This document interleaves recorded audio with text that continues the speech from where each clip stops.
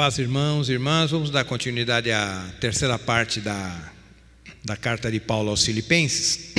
Nós estamos no capítulo 4.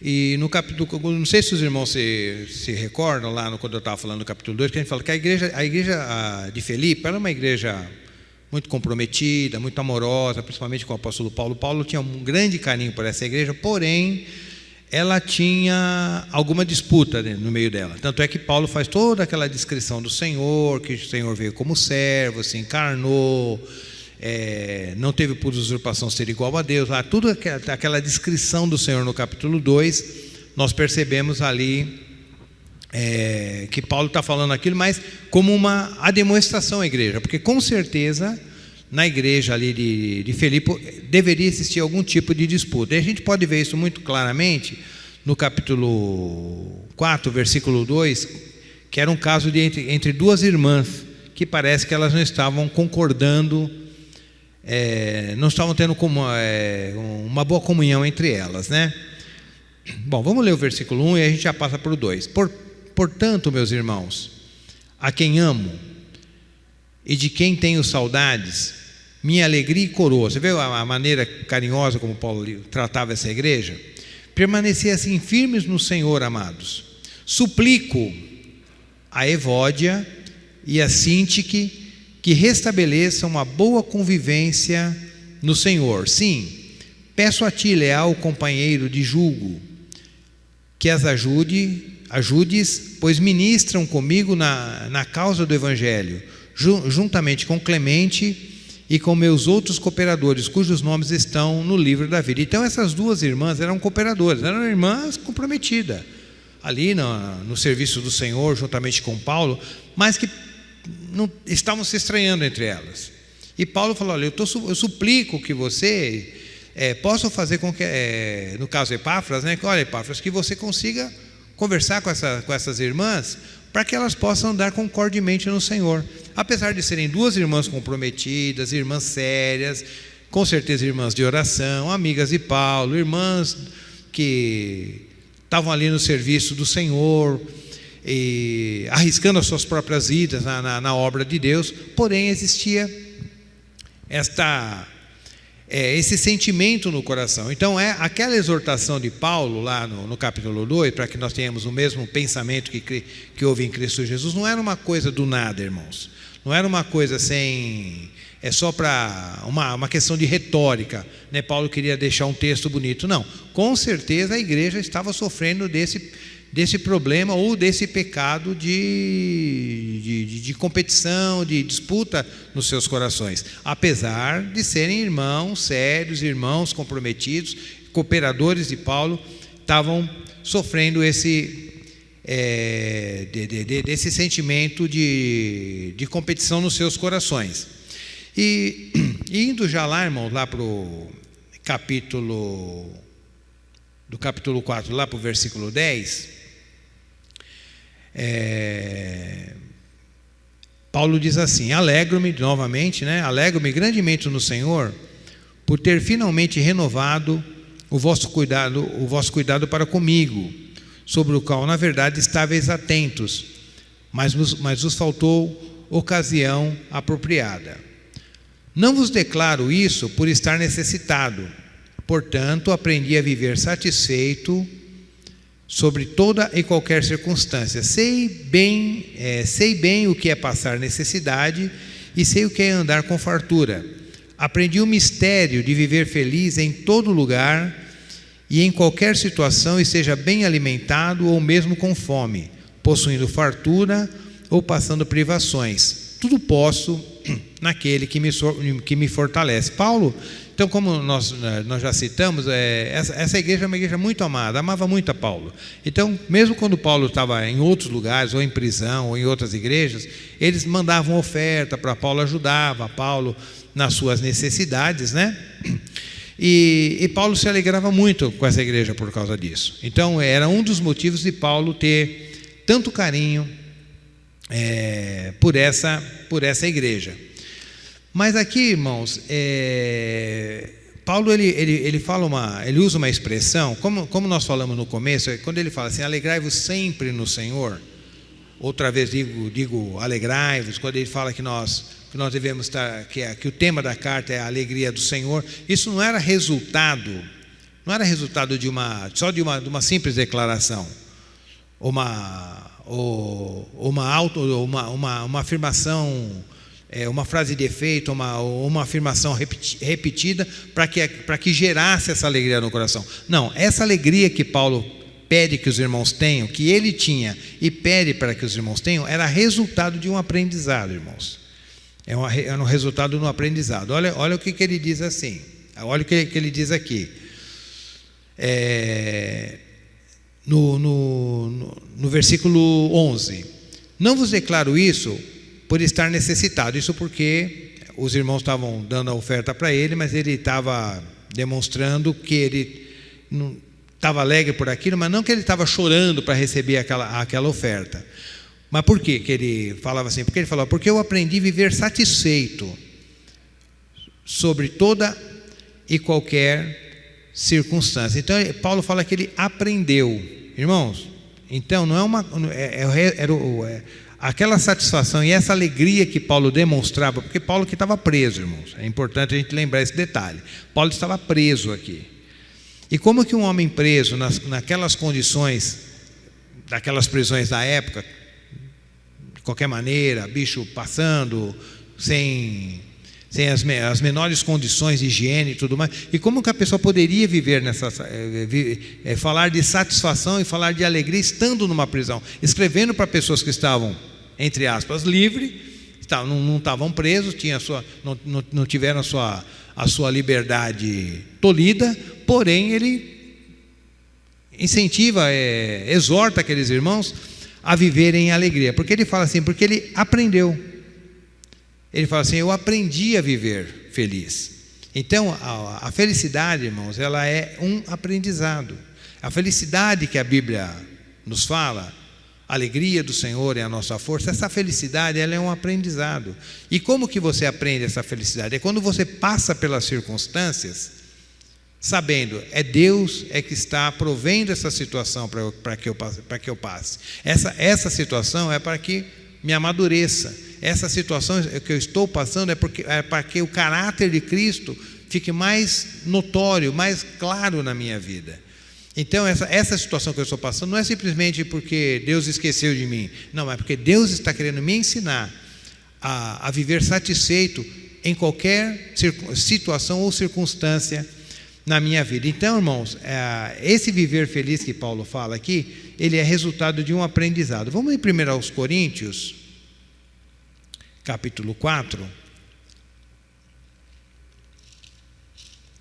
1 Coríntios, capítulo 4.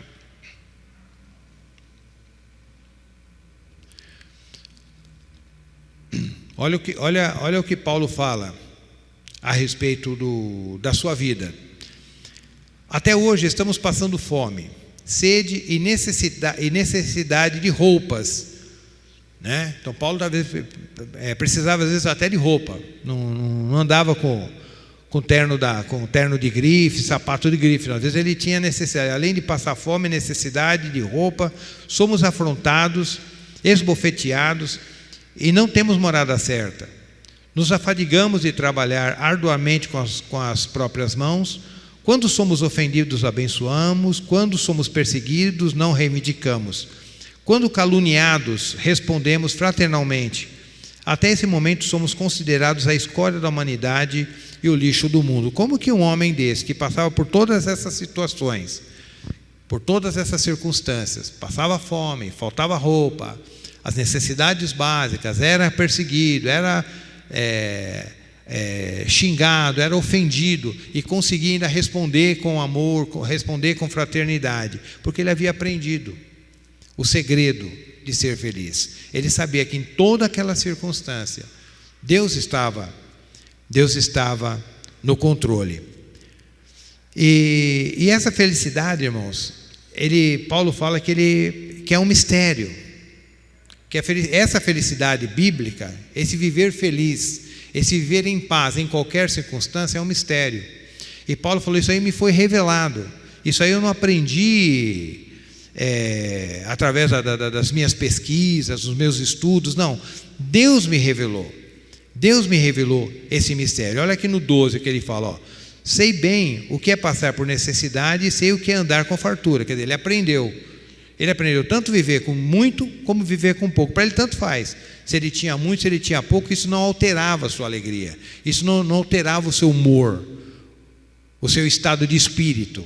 Isso é complicado, irmão. Nós precisamos realmente olhar para esse texto com temor e com muita humildade. Porque muitas vezes qualquer coisinha que nos acontece já muda o nosso humor, já muda o nosso estado de espírito. Você levanta de manhã, aí recebe uma notícia diferente no meio do dia, e aquilo já te entristece, já te aborrece de uma maneira que você acha que Deus não está comigo.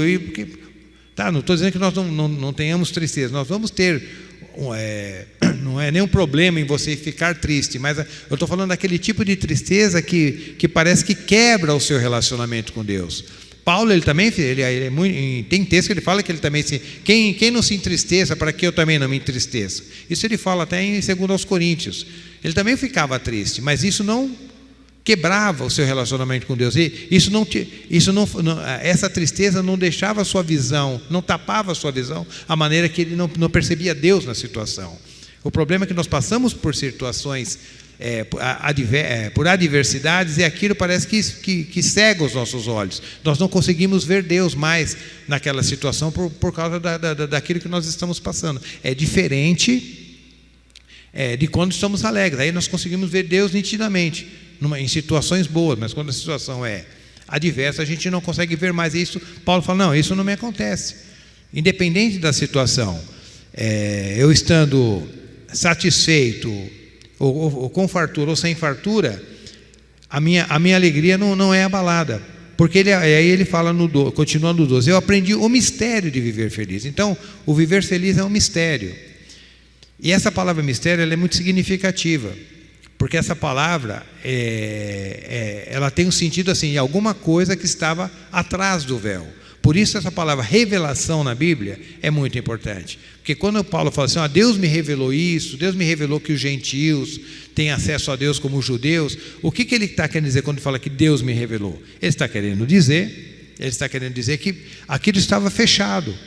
Era como um véu, então aquilo foi descortinado para mim. Então, quer dizer, Deus abriu o véu para que eu pudesse ver aquilo que estava atrás do véu. Aquilo que era mistério para mim acabou se tornando claro e nítido, porque Deus abriu o véu para mim. Que é a mesma palavra que é usada no Apocalipse, revelação de Jesus Cristo e tal. Por que essa palavra revelação? Porque eram mistérios que estavam escondidos e Deus abriu o véu para João, ou descortinou aquelas verdades para que João pudesse ver todas aquelas belezas da vida eterna. Então Paulo falou, e essa felicidade que eu sinto hoje, essa alegria que eu sinto hoje, independente da situação que eu estou vivendo, ou se é com fartura ou sem fartura, isso é um mistério que Deus me revelou.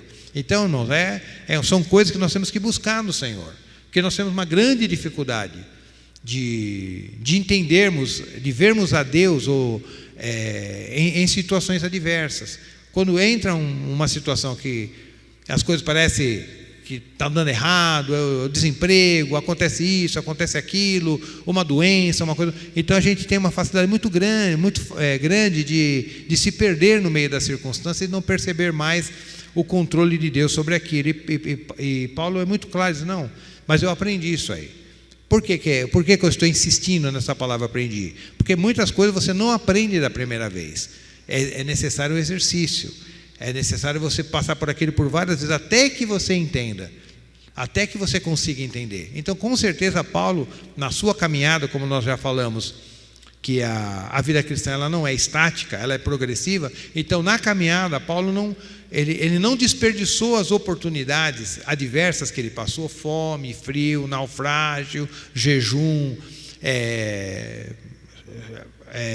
punições que ele sofreu, chicotes que ele tomou nas costas. Então, ele não desperdiçou essas oportunidades que ele teve, essas circunstâncias que ele teve, para poder aprender o segredo da felicidade. Indo lá para o versículo 15, né? E antes do 15, né? Fechando aqui com o 13, fala que tudo posso naquele que me fortalece. Então, esse tudo posso, quer dizer, eu posso tudo, tanto quando eu tenho tudo, e eu posso quando eu não tenho nada. Quer dizer, quando eu tenho a Deus, então todas as coisas se tornam completas e plenas. Então, por isso, o Senhor é meu pastor, e de nada eu tenho falta, ou nada me faltará. Porque se eu tenho a Deus como pastor, então Deus, ele preenche todas as coisas. Então Jesus preenche todas as coisas. Então eu não tenho falta de nada, porque Deus preenche todas as coisas. Então, quando eu tenho o Senhor como meu pastor, eu estou satisfeito, porque todas as áreas da minha vida se tornam completas e preenchidas. Versículo 15: Sabei, ó Filipenses, que durante os vossos primeiros dias no Evangelho, quando parti da Macedônia, nenhuma igreja compartilhou comigo no que se refere a dar e receber, exceto vós. Então, aquela parte generosa dessa igreja. Era uma igreja que era sempre generosa com Paulo, sempre ele estava contribuindo com Paulo, mesmo quando Paulo não estava ali nas proximidades, ou estava preso, às vezes estava evangelizando outros lugares, mas mesmo assim aquela igreja nunca se esquecia de ajudar a Paulo. Vamos lá em Deuteronômio 25, 4, para nos ajudar um pouquinho nessa questão da contribuição para com os obreiros. Lá em Deuteronômio 25, 4, diz assim: E não amordaçarás o boi enquanto está debulhando o cereal. Então Paulo, apesar dele ser um homem que trabalhava, em alguns textos ele fala que ele, quando a coisa apertava demais, ele, além de pregar o Evangelho, além de falar da palavra de Deus, ele também fazia as suas tendas, ele também tinha o seu trabalho particular, né, para que ele pudesse se sustentar. E às vezes, eu acredito até que com a renda daquelas tendas ele ainda ajudava as pessoas ainda. Então Paulo, ele acaba trazendo para os irmãos, através desse versículo 15 de Filipenses, o equilíbrio, irmãos. Porque hoje, infelizmente, nós temos um desequilíbrio muito grande nessa questão de sustento dos ministros do Senhor, ou dos presbíteros, dos pastores, dos mestres e tal, daqueles que vivem da obra do Senhor. Então Paulo, a igreja de Filipenses, nesse quesito, eles contribuíam, eles ajudavam, mas havia outras igrejas que não tinham o mesmo coração. E Paulo fala, olha, usa aquele texto do Velho Testamento: vocês não devem amordaçar a boca do boi que debulha. Se o boi está debulhando ali, então o que os gananciosos faziam? Alguns donos lá de fazendeiro faziam: colocava uma atadura na boca do boi, ele ia rodando o moinho lá, né, para moer aquele cereal, e logicamente que espirrava aqueles cereais no chão, né, os grãos, aí o boi ia comer. Mas como alguns eram muito sovina, né, muito mão de vaca, então colocava uma atadura na boca do boi para o boi não parar de moer o grão e não podia comer. Então Paulo falou assim: nós não, e isso era uma lei lá no Velho Testamento, era um pecado quando um fazendeiro fazia isso. Aí Paulo, lá em Coríntios, ele fala: quando Deus escreveu isso, não atarás a boca do boi que debulha, ele estava realmente pensando nos bois? Não, na verdade Deus não estava pensando nos bois. Na época até estava pensando nos bois, né? Mas tinha uma mensagem espiritual atrás dessa palavra. Na verdade Deus estava pensando nos seus obreiros, que iam estar moendo ali. Mas esse ministro que fala das coisas espirituais, esse ministro come, esse ministro bebe, esse ministro tem as suas necessidades, ele precisa de roupa, ele precisa de sapato, e etc. e tal. E muitas vezes nós, como igreja do Senhor, não temos essa sensibilidade para com aqueles que Deus separou para o ministério. Tá? E Paulo está corrigindo e aconselhando as igrejas. No caso de Filipe, ele está até elogiando, mas existiam algumas igrejas que não tinham esse cuidado com os ministros do Senhor.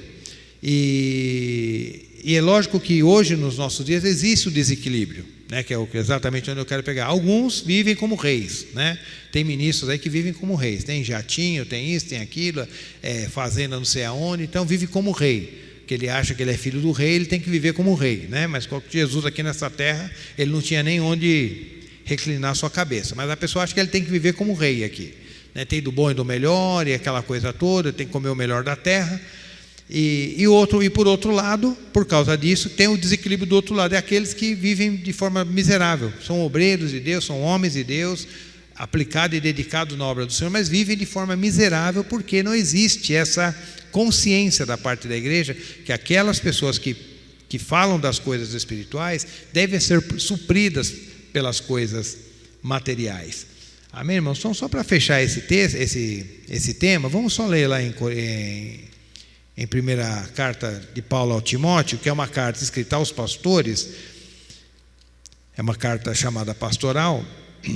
Olha o conselho que Paulo dá para Timóteo, para que ele ensine a igreja. Os presbíteros que administram bem a igreja, os que administram bem, né, a igreja, são dignos de dobrados honorários. Isso é questão de salário, finança.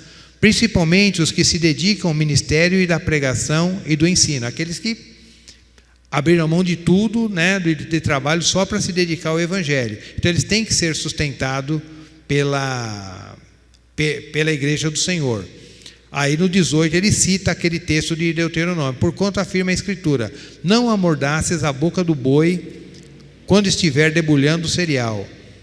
E ainda, digno é o trabalhador do seu salário. Então Paulo aconselha que nada é uma coisa exorbitante, mas uma coisa dentro do equilíbrio, dentro das necessidades de cada um, segundo a necessidade, as forças e as posses de cada um, possa estar contribuindo para que haja uma ajuda para os ministros do Senhor. Aí depois no final Paulo vai para as suas saudações, né, como era comum, e assim ele termina a sua carta.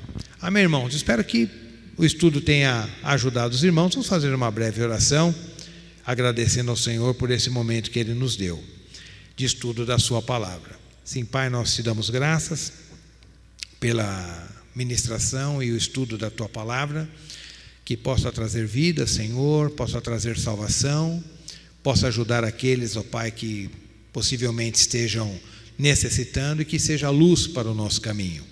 Pois é em nome de Jesus que oramos e agradecemos, ó Pai. Amém.